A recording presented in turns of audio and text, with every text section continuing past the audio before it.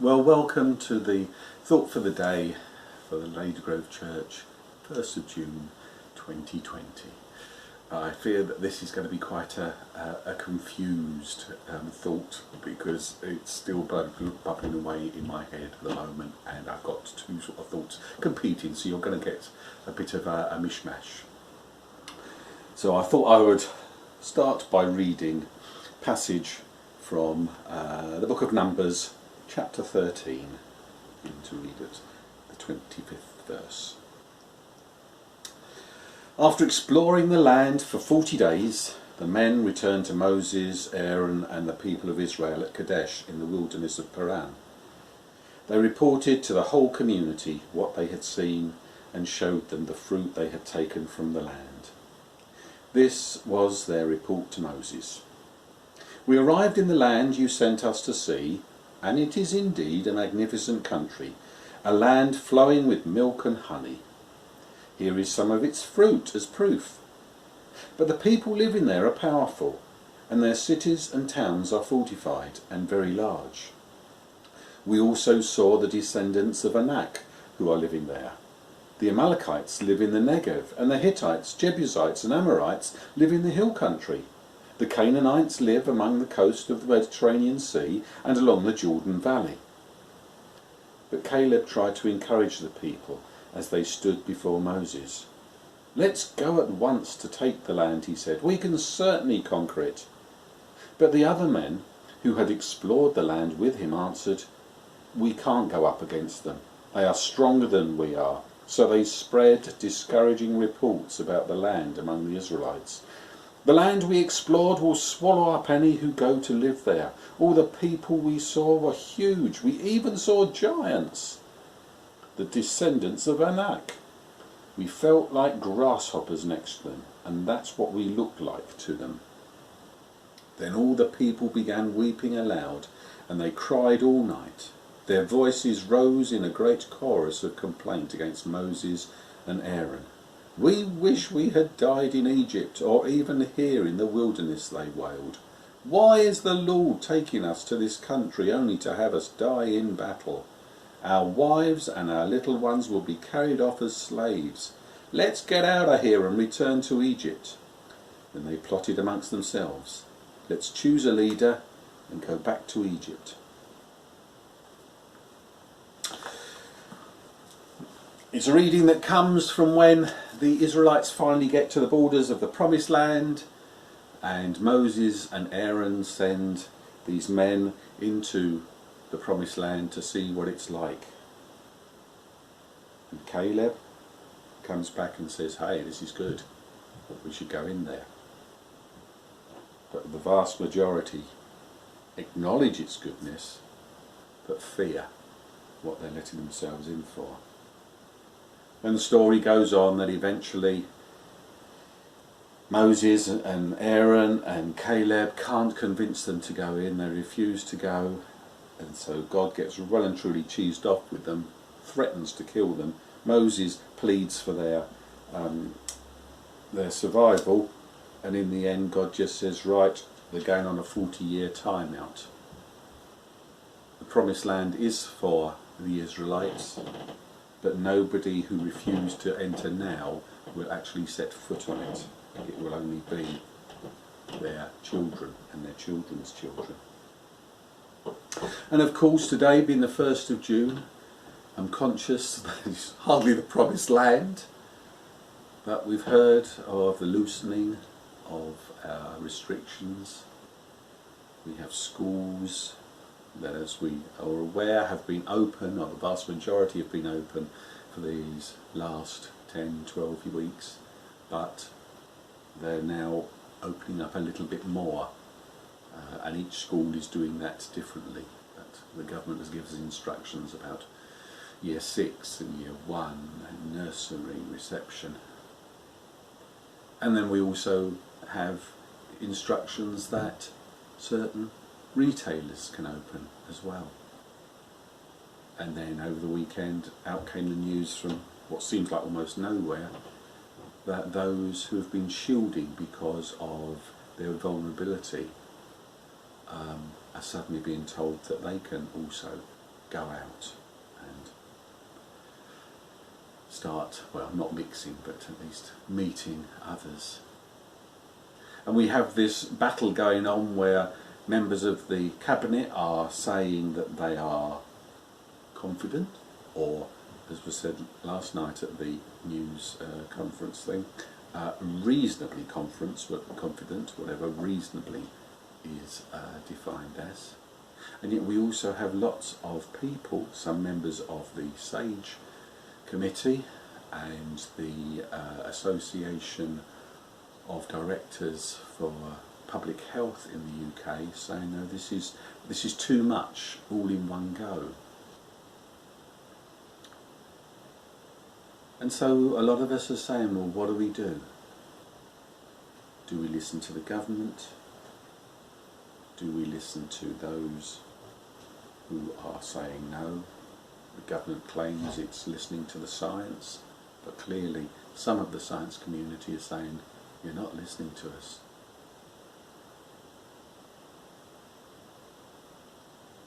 The entry into the promised land clearly was against God's will. But then, we had God telling Moses and Caleb telling Moses and Aaron, I want the Israelites to go in. We don't have such certainty from our current government. And then, of course, I can't help but also reflect on what else is going on in the world today, or what else is going on, especially in the USA, although I'm aware that there have been protests in other countries as well. I had to pull myself up short this morning because I turned on the telly and said, oh no, another day of rioting. When is this going to stop? And I thought to myself, hang on a minute, this is only day 6. People of different ethnicities haven't had this just for 6 days, haven't even had it just for a year or a decade. For centuries, black people and people of minority ethnicities have woken up to the news that they have been treated not even as second-class citizens, but as something less worth because of their colour.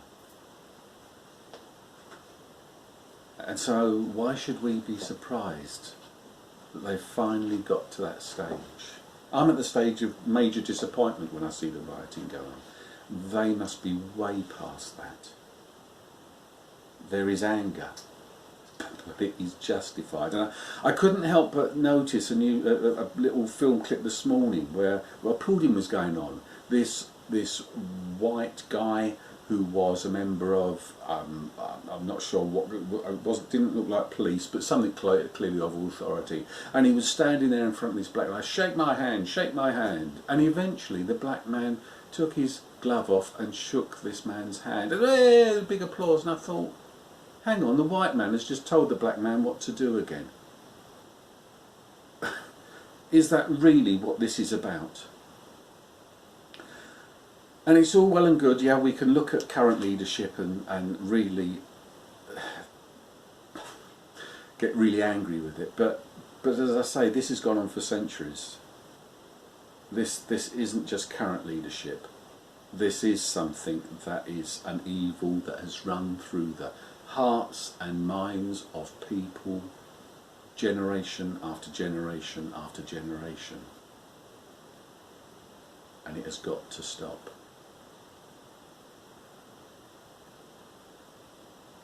We heard from Sarah at church yesterday, a reminder or a challenge that it's not just that we shouldn't be racist ourselves, but that we should all be anti-racist. We should challenge anything that we see that is in any way puts a person of ethnicity different to ours in a different class to us.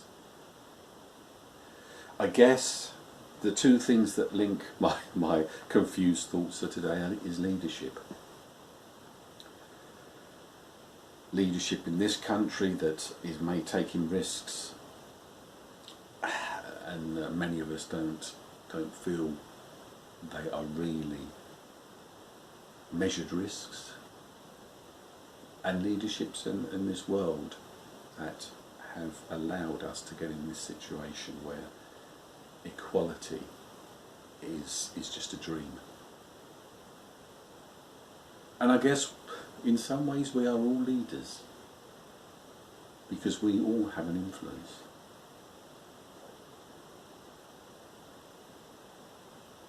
Numbers, like the rest of Scripture, not surprisingly, looks to God's leading, God's guidance.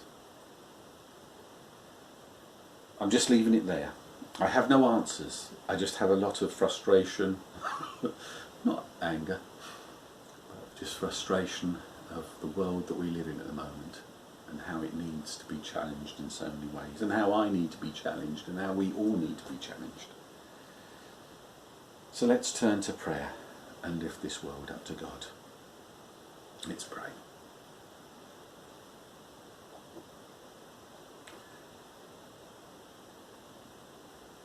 Lord God, we thank you for this world. We thank you for your creation. We so often thank you for the incredible variety and beauty that there is in this world. Yet we have also seen how we have taken that variety and used that to justify discrimination. Lord, forgive us. Forgive us for all the times that we have looked down on somebody, when we haven't treated others as our brothers and sisters equally in your image as ourselves.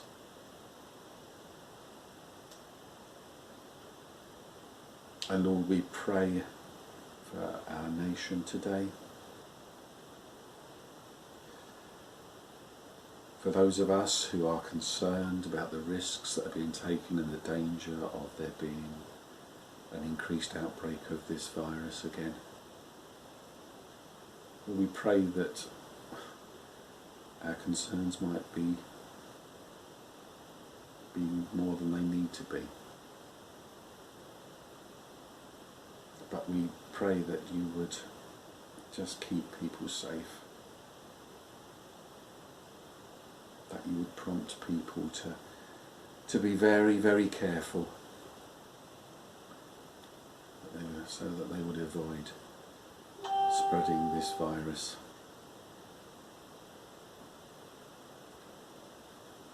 We pray for a greater coming together of the experts and those in government.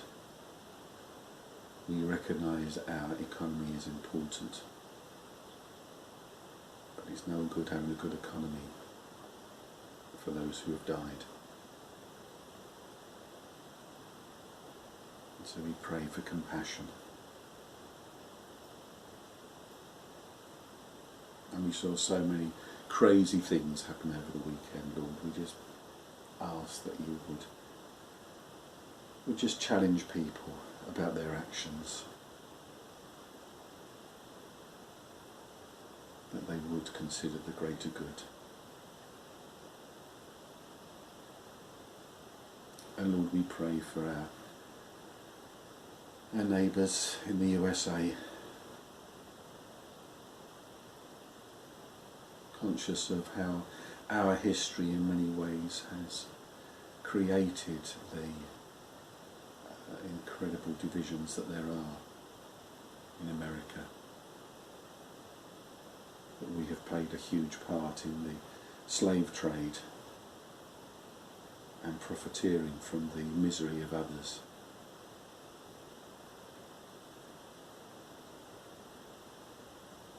And Lord, we are conscious of the prejudice that runs not just through one nation but through the hearts of all of us, really.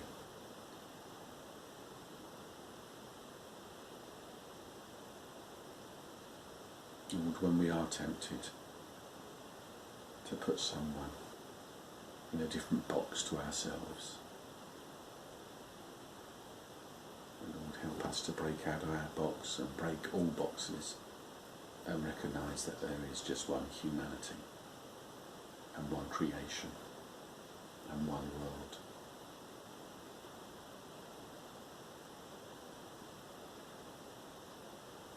Lord, we pray for our teachers and teaching staff. We thank you for all the hard work that they have put in to try and make the environment of their schools safe. Lord, we know that they are still very anxious about going back. We pray that you will be with each person today.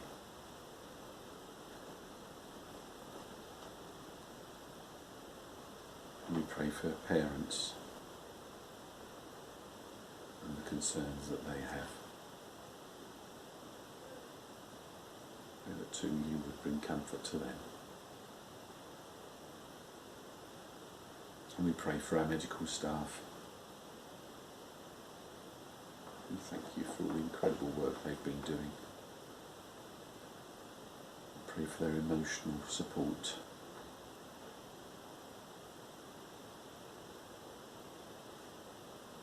And we pray for their protection.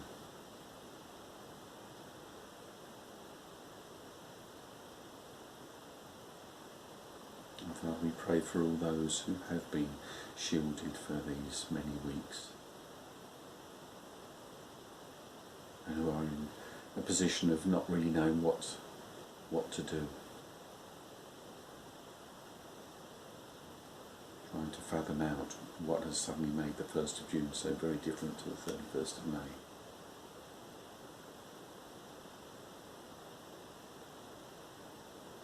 Lord, be with them in their uncertainty.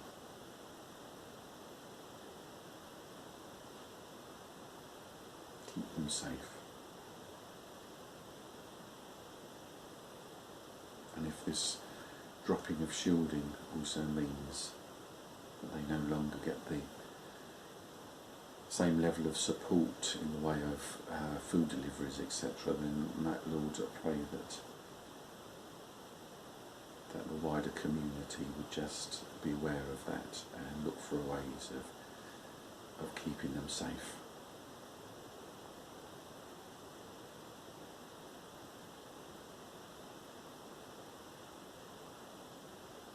And Lord, we pray for the leaders of this world. We thank you for those who have proved themselves worthy of their position and have met the challenge not just of COVID-19 but of other challenges that have come their way and have put their population and the needs of the world before their own benefits. And Lord, for those leaders who have fallen short, then Lord, help us to be forgiving, recognising that all of us have made mistakes.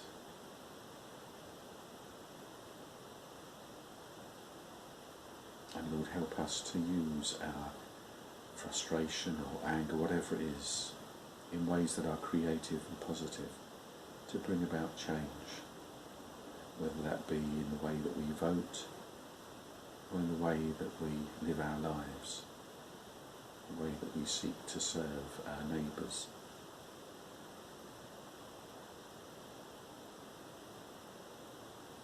And Lord, we pray for ourselves as we start this new week with different regulations in place. We pray for safety, and we pray for opportunities to bless those around us and to look for the promises that you offer us, and to speak of that promise of your love to all those that we encounter. And so we close with the Lord's Prayer as we say together. Our Father in heaven, hallowed be your name. Your kingdom come. Your will be done, on earth as in heaven. Give us today our daily bread. Forgive us our sin, as we forgive those who sin against us. Lead us not into temptation, but deliver us from evil. For the kingdom, the power, and the glory are yours, now and forever. Amen.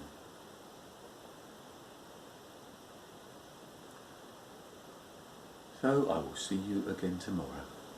In the meantime, stay safe. Be careful out there. See ya.